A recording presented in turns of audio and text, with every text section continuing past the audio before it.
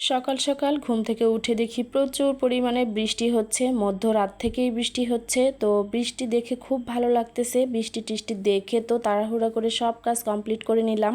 ঈদ পরে যেন কাজই শেষ হচ্ছে না, বাসায় ঘোরাঘুরি করে এসে একগাদা কাজ জমা হয়ে আছে আমার এখানে। হ্যালো এভরিওয়ান, আসসালামু আলাইকুম, welcome back to my new another blog. মাসপিস অলডান ব্লগ থেকে মাসপির মম বলতেছি। কি অবস্থা সবার, কেমন আছেন সবাই? আই হোপ যে যেখানে আছেন ভালো আছেন, সুস্থ আছেন।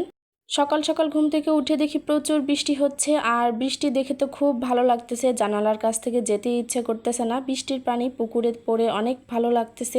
বৃষ্টির দেখলে কি আর কাজ হবে? রান্নাবান্না শেষ করতে হবে না। খুব তাড়াহুড়া করে রান্না করতেছি, কারণ হাজব্যান্ড গরম গরম ভাত খেয়ে অফিসে চলে যাবে। গতকাল আমি সজনে ডাঁটা কেটে ধুয়ে পরিষ্কার করে ফ্রিজে রেখে দিয়েছিলাম, আর ওগুলো তাড়াহুড়া করে এই যে সরিষা বেটে সজনে ডাঁটা রান্না করতেছি। সরিষা বেটে এই সজনে ডাঁটা রান্না খুব মজা লাগে। তো যারা এই মুহূর্তে আমার ভিডিওটি দেখা শুরু করেছেন, তারা প্লিজ একটা লাইক দিয়ে একটা কমেন্ট করে আমার সাথে থাকতে পারেন। আর যদি আমার ভিডিওটি ভালো লেগে থাকে, প্লিজ আমার চ্যানেলটি সাবস্ক্রাইব করে দিয়ে আমার পাশে থেকে যেতে পারেন। যারা অলরেডি এই কাজটি করে ফেলেছেন তাদেরকে জানাচ্ছি অসংখ্য অসংখ্য ধন্যবাদ। সবার কাছে একটা রিকোয়েস্ট, প্লিজ লাইক দিয়ে ভিডিওটি কন্টিনিউ করে যাবেন। সজনে ডাঁটাগুলো খুব ভালোভাবে কষিয়ে একটু মাখো মাখো ঝোল রাখবো। তো এটাকে ঢেকে দিলাম, আর অপর পাশে ওই যে আমি ফ্রিজে যে লাল শাক বেছে রেখেছিলাম, তো ওটাকে ভাজি করে নিব। অনেকক্ষণ ধুয়ে পানি ঝরিয়েছি, তারপরেও দেখেন কি পরিমাণ পানি উঠেছে। তো আমি জালটা একটু বাড়িয়ে দিলাম যেন তাড়াতাড়ি করে পানিটা শুকিয়ে যায়। আর গরম গরম ভাত দিয়ে লাল শাক ভাজি খেতে খুব ভালো লাগে। তো এর মাঝখানে দেখেন লাল শাক ভাজিটা আমার হয়ে গিয়েছে। যারা আজকে নতুন এবং প্রথম আমার চ্যানেলটি ভিজিট করেছেন, আমার ভিডিওর কোনো অংশ যদি আপনাদের কাছে এতটুকু পরিমাণ ভালো লেগে থাকে, তাহলে প্লিজ আমার চ্যানেলটি সাবস্ক্রাইব করে দিয়ে আমার পাশে থেকে যেতে পারেন। আর পাশে থাকা বেল আইকনটি বাজিয়ে দিতে পারেন, অল বাটনটি ক্লিক করে রাখতে পারেন। তাহলে কিন্তু সবার আগে নোটিফিকেশন পৌঁছে যাবে আপনার কাছে। আপনার সময় এবং সুযোগ মতো আমার ভিডিও যদি আপনার ভালো লাগে তাহলে দেখে নিতে পারবেন। তো রান্নাবান্না শেষ করে খাওয়া দাওয়া শেষ, হাজব্যান্ড চলে যাচ্ছে অফিসে। ওকে খাইয়ে দাইয়ে তো অফিসে পাঠিয়ে দিলাম, আর এই দেখেন বিদায় দিয়ে সে চলে যাচ্ছে।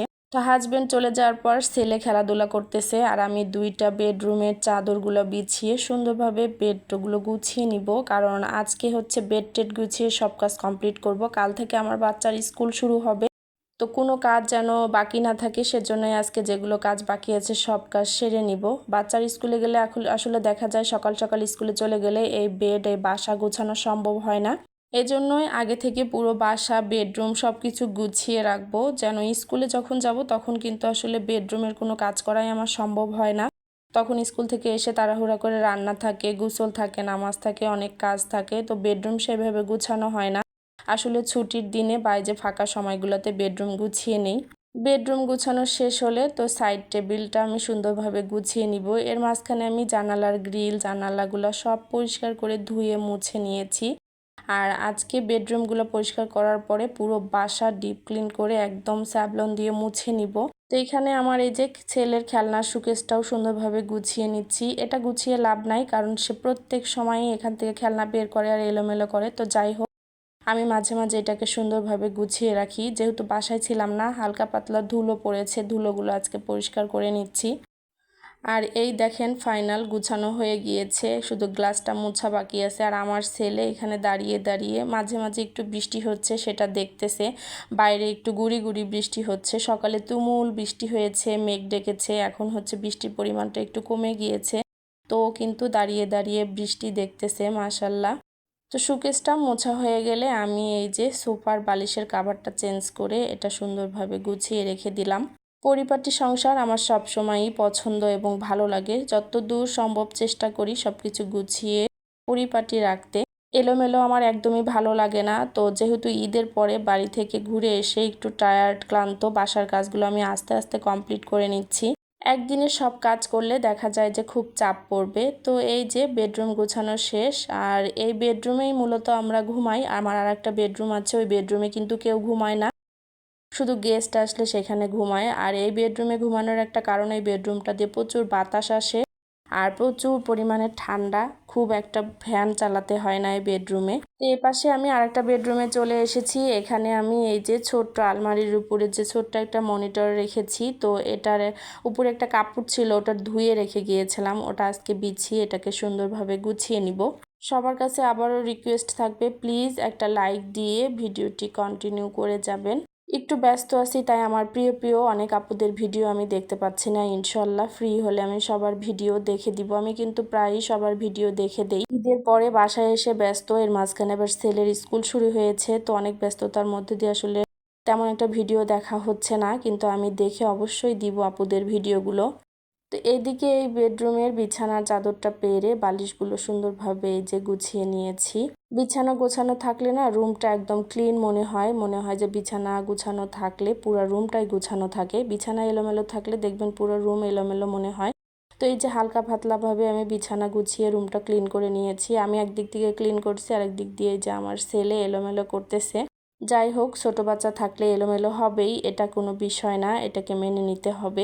তো সুন্দর করে দুই বেডরুমেই আমি দুই কালারের চাদর বিছিয়েছি, কিন্তু একই রকম প্রিন্টের আর কি।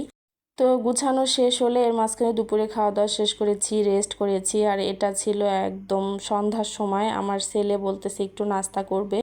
তো সবার জন্য এখানে আমি নুডলস রান্না করে নিয়েছি, সস দিয়ে সব কিছু দিয়ে। এখানে সবাই হালকা পাতলা নাস্তা করে নিব।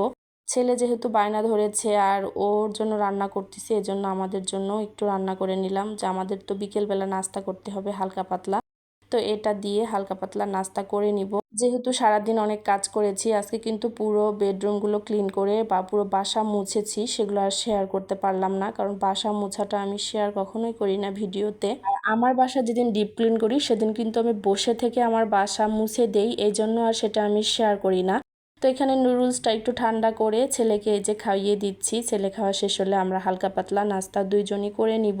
নাস্তা করা শেষ হলে ছেলেকে আমি হোমওয়ার্ক করিয়ে দিচ্ছি, কারণ ঈদের ভিতর যে হোমওয়ার্কগুলো দিয়েছিল সেগুলো এখন কমপ্লিট করে আলহামদুলিল্লাহ স্কুলে যাবে। কালকে ওর স্কুল আছে, তার জন্য আজকে সব লেখাগুলোও কমপ্লিট করে নিচ্ছে। তো ছেলের কালকে থেকে স্কুল, আমার কালকে থেকে আরও ব্যস্ততা শুরু হয়ে যাবে। যাই হোক, আজকের ভিডিওটি কেমন লাগলো, বেশি ভালো লাগলে ফ্রেন্ডস এবং ফ্যামিলির সাথে শেয়ার করতে পারেন। আর ছেলের লেখার সাথে সাথে ভিডিওটি এখানে রেখে দিচ্ছি। দেখা হয়ে যাবে নেক্সট কোনো ভিডিওতে। ততক্ষণ পর্যন্ত সবাই ভালো থাকবেন, সুস্থ থাকবেন, আমাদের জন্য দোয়া করবেন। আল্লাহ হাফেজ সবাইকে। আসসালামু আলাইকুম। তুমিও হাই দাও সাফায়াত আলম। হাই, আসসালামু আলাইকুম দাও। আসসালামু আলাইকুম। ঠিক আছে।